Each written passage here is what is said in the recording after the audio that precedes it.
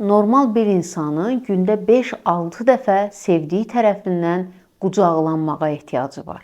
Jung'un bir sözü var, deyir ki, mənə müraciət edənləri görəndə düşünürəm ki, görəsən bu sevdikləri tərəfindən qucaqlanıbmı?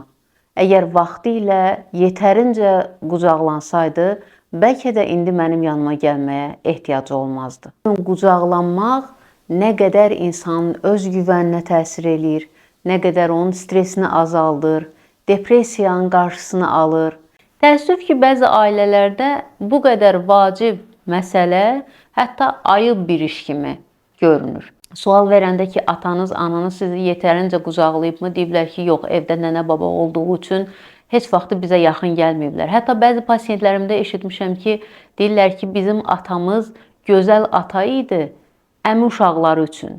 Həsrətlə baxırmışlar ki, atam əmimin uşağını necə qəşəng qucaqlayır, qucağında otuzdurur. Amma mən yaxın gedə bilmərəm, çünki ayıbdır.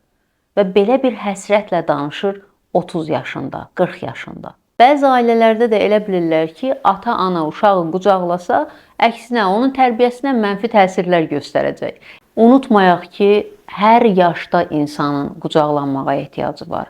Fərqi yoxdur, 5 yaşındadır, yoxsa 55 yaşındadır.